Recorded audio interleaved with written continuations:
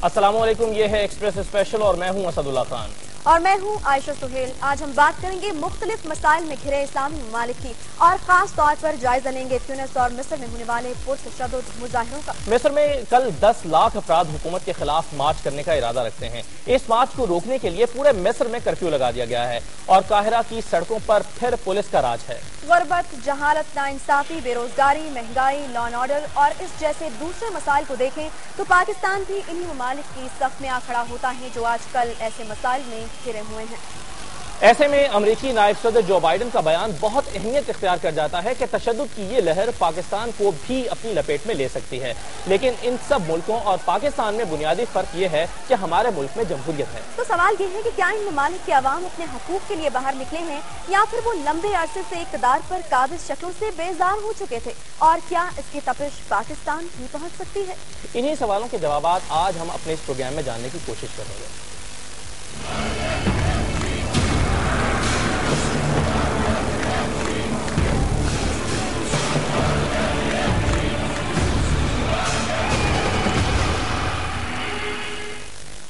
मेहमानों का तारुफ आपसे करवाते चले। हमारे साथ स्टूडियो में तशरीफ रखती हैं आबिदा हुसैन साहिबा। आप साबिक सफीर हैं और रहनुमा हैं पाकिस्तान पीपल्स पार्टी की, और इनके साथ साथ हमारे साथ मौजूद होंगे हमारे दूसरे मेहमान जफर हिलाली साहब। आप साबिक सफीर हैं और हमारे साथ मौजूद हैं। बहुत शुक्रिया मेहमानों का। बिल्कुल, अपने मेहमानों से गुफ्तगू का सिलसिला हम शुरू करेंगे, लेकिन पहले आपको ये बताते चलें कि किसी भी मुल्क में तब्दीली आते देर नहीं लगती। ट्यूनिस के हालात यही कहानी सुनाते हैं, जहां एक नौजवान की खुदकुशी ने आमरीत की जान भी निकाल दी। दूसरे अरब ममालिक में क्या सूरत हाल है, इसी हवाले से एक रिपोर्ट है, पहले वो देखते हैं। मोहम्मद अल बुअज़ीज़ी कुछ अरसा पहले ट्यूनिस का एक आम शहरी था जिसने कंप्यूटर साइंस में मास्टर किया। नौकरी ना मिली तो कंप्यूटर पढ़ने वाला बुअज़ीज़ी रेहड़ी पर सब्जियां बेचने लगा, लेकिन हुकूमत ने इसकी रेहड़ी भी छीन ली। जिसे हासिल करने में नाकामी पर अजीजी ने फेसबुक पर अपनी मां के लिए अलविदाई पैगाम छोड़ा। बल्दिया के दफ्तर के सामने खुद को आग लगाकर खुदकुशी कर ली, लेकिन इसके जिस्म को जलाने वाले शोलों ने ट्यूनिस में इनकलाब की शमा रोशन कर दी। अवाम सड़कों पर निकल आए। मुल्क गिर एहतजाज का ऐसा सिलसिला शुरू हुआ कि हुकूमत का धड़न तख्ता हो गया। फिर आग के ये शोले सिर्फ ट्यूनिस तक ही महदूद नहीं रहे, बल्कि मिस्र की आवाम 30 साल से इक़्तिदार से चिमटे डिक्टेटर हुस्ने मुबारक के खिलाफ सड़कों पर आ गई। मिस्र में हंगामों का 7वां रोज है। पुलिस और फौज अवाम के इस ठाटे मारते समंदर को रोकने में नाकाम नजर आती है, जहां 150 से ज़ायद शहरी तब्दीली के लिए जान की कुर्बानी भी दे चुके हैं। अवामी गुस्सा ठंडा करने के लिए हुस्ने मुबारक ने काबीना तहलील कर दी है। नया वजीर आजम और नायब सदर भी मुकर्रर किए गए हैं, लेकिन लोग हुस्ने मुबारक की इक़्तिदार से अलहदगी के अलावा किसी चीज पर तैयार नहीं। सिर्फ मिस्र ही नहीं, ट्यूनिस में भड़कने वाले इनकलाब के ये शोले अब अलजायर और यमन में भी आमिर हुक्मरानों की नींदें उड़ा रहे हैं। जबकि अरब में उठने वाली इनकलाब की ये गूंज खित्ते के किस किस मुल्क को अपनी लपेट में लेगी, इस बारे में अभी कुछ नहीं कहा जा सकता। रिपोर्ट आपने देखी है, मेहमानों से गुफ्तगू का आगाज करते हैं। आबिदा हुसैन साहबा, जो बाइडन के बयान से बात शुरू करते हैं। जो बाइडन ने कहा कि ये आग पाकिस्तान को भी अपनी लपेट में ले सकती है। जो बाइडन ने ये बयान क्यों दिया? देखिए, कभी जब अमेरिका के सीनियर नुमाइंदगान बात करते हैं तो हम समझते हैं कि वो मनफी है, लेकिन जब हम अपनी सवाबदीद के मुताबिक एक सिनारियो को डेवलप करना चाहें, जैसा कि आप नौजवानों ने अपने आगाज़ के रिमार्क्स में किया है, तो फिर बाइडन को एक बहुत मोतबर बन जाता है। बात यह है कि इस वक्त अमेरिका को जिस बात से ख़तरा है और पूरी मगरबी दुनिया को, वो है the rise of the influence of Iran. अभी फ़िलहाल तो ये सारा जो है लिमिटेड है नॉर्थ अफ्रीका तक, ट्यूनिसिया और फिर मिस्र।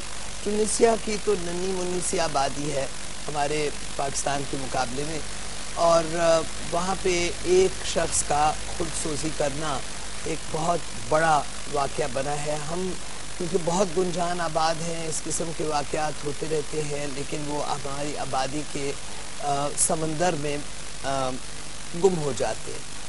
सो वो एक केटलाइज हुआ, वहाँ से वकुआ, और उनकी जान छूट गई एक डिक्टेटर से।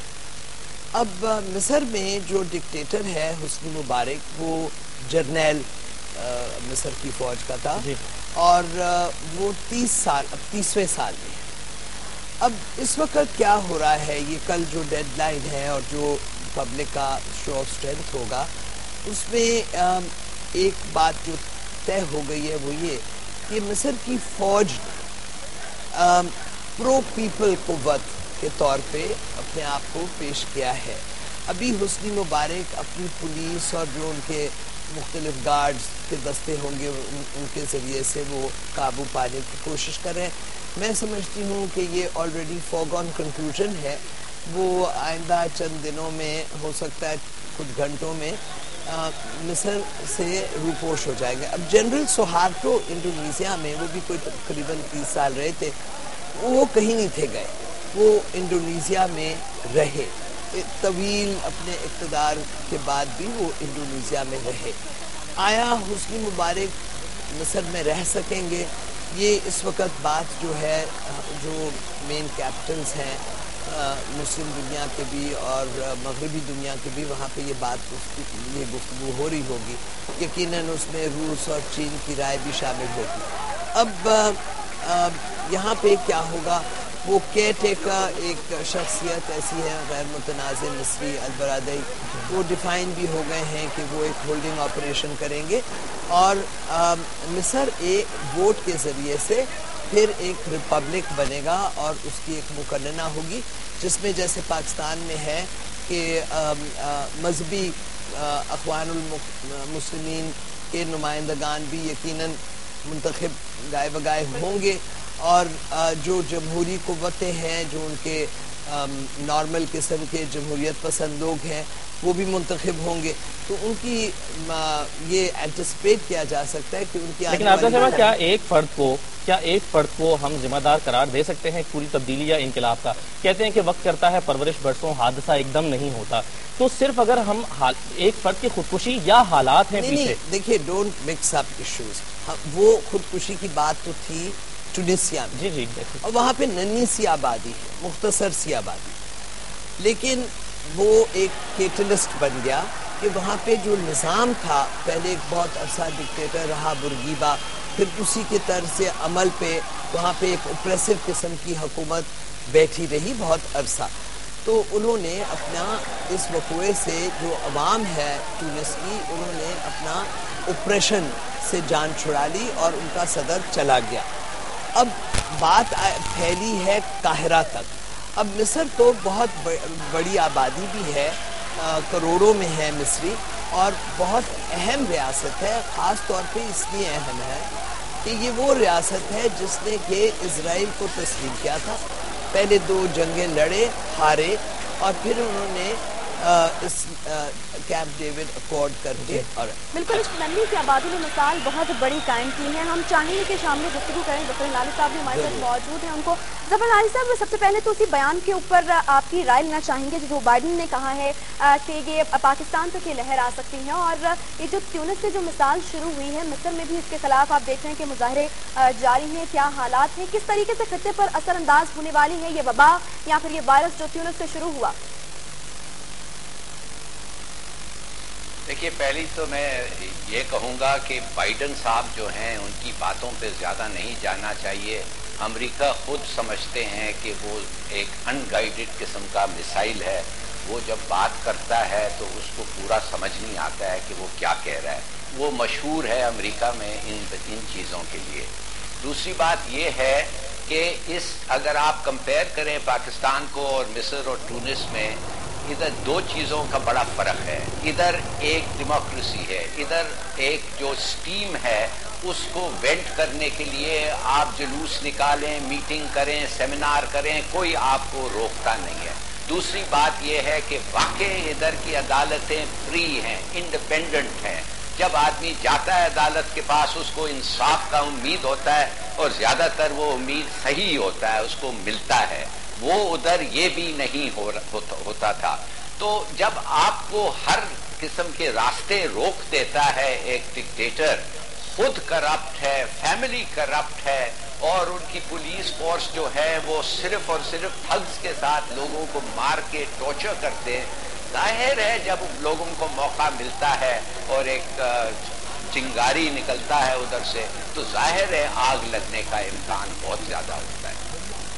अच्छा जफर हिलाली साहब, ये तो आपने बताया कि कुछ फर्क हैं मिस्र में जो वाकयात रूनुमा हुए हैं और पाकिस्तान में जो हालात हैं उसमें फर्क बताया आपने, लेकिन कुछ बातें तो कॉमन भी हैं। जैसे अगर आप महंगाई की बात करते हैं, बेरोजगारी की बात करते हैं, करप्शन की बात करते हैं, और इसके साथ साथ सबसे बड़ी बात ये कि मिस्र में जो एंटी अमेरिकन एलिमेंट था जो कि पाकिस्तान में भी एग्जिस्ट करता है, तो ये चीजें आप नहीं समझते कि कॉमन हैं जो कि मुहर्रिक बन सकती हैं जो बाइडन को स्टेटमेंट देने के लिए?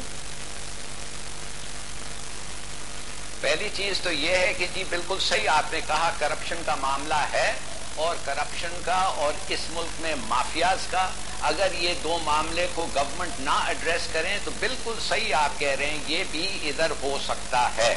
तीसरी बात जो आपने कहा एंटी अमेरिका, आपने नोटिस किया होगा कि एक अमेरिकन झंडा अब तक तो मेरे ख्याल में जला नहीं है मिस्र में, शायद एक दो जले हों ट्यूनिसिया में, मगर अगर इधर ऐसी कुछ चीज होती तो झंडे छोड़ें आप, कोई चीज जो अमेरिकन के साथ लिंक होता के KFC या मैकडॉनल्ड्स, उनको तो लोग अब तक जला देते। कहने की बात यह है कि एंटी अमेरिकनिज्म उधर दबा हुआ फिनोमेना है। और तीसरी बात जो बड़ा फर्क इधर है कि उधर आपने देखा होगा रिलीजियस पार्टीज ने बिल्कुल अब तक कुछ नहीं कहा है कि ये एक इस्लाम इन डेंजर का नारा तो हुआ ही नहीं है, ना वो लोग जो इस वक्त डेमोन्स्ट्रेट कर रहे हैं वो चाहते हैं कि इस्लाम की तरफ जाएं। तो ये बड़े फर्क हैं हमारे में और इस सिचुएशन में और उनका सिचुएशन में, मगर ठीक करप्शन और इनकॉम्पिटेंस और बैड गवर्नेंस जरूर कॉमन है। आबिद साहब, आप क्या कहेंगे, ये जो मुमासलतें पाई जाती हैं, जो कॉमन चीजें पाई जाती हैं, किस हद तक ये इम्पोर्टेंट हैं और किस हद तक खदशा है इस बात का कि पाकिस्तान पर इसके असरात होंगे? देखिए बीबी, मैंने जो अवाइल में बात की थी आपने शायद कान धर के सुनी नहीं है, माजरत से अर्ज करूंगी कि ये जोग्राफिया भी आप देखें ना, जोग्राफिया नॉर्थ अफ्रीका की हम बात कर रहे हैं, पाकिस्तान है जनूब एशिया, और जैसे एम्बेसडर हिलाली ने कहा है पाकिस्तान में तो जमहूरियत है, वहाँ पे जमहूरियत नहीं थी, डिक्टेटरशिप थी, पुरानी थी और कोई फ्री मीडिया नहीं था वगैरह। अब वो ठीक कह रहे हिलाली साहब कि हुकूमत के लिए ये बहुत अहम है कि पाकिस्तान की अवाम में ये तासुर हो कि हम सही काम कर रहे हैं और पाकिस्तान की अवाम का एतमाद हमारे साथ हो। और मैं समझती हूँ कि इसमें भी कोई दो राय नहीं हो सकती कि पाकिस्तान अब 2011 में हम हैं, 2012 में हम इलेक्शन ईयर की तरफ चले हुए होंगे और लोग अपना वोट देंगे। अगर हमारी कारकर्दगी मौजूदा हुकूमत की सेहतमंद उन्होंने ना महसूस की तो वोट नहीं देंगे, अगर सेहतमंद महसूस की तो वोट देंगे। इसमें और मिस्र में बड़ा फर्क है। और फिर मैंने एक बात की जो कि मेरा ख्याल है आपके जहन में नहीं आई, वो ये कि हमारा पड़ोसी मुल्क है ईरान, और ये जो बाइडन की गुफ्तगू भी या तबसरा भी और बहुत सी बातें इस तरफ चल रही हैं कि ईरान का इन्फ्लुएंस जो है वो इस खित्ते में अरबिस्तान में बढ़ता हुआ नजर आ रहा है। तो आप पाकिस्तान के मीडिया जो है वो हर चीज खींच के और पाकिस्तान में ले आए, तो ऐसा है नहीं।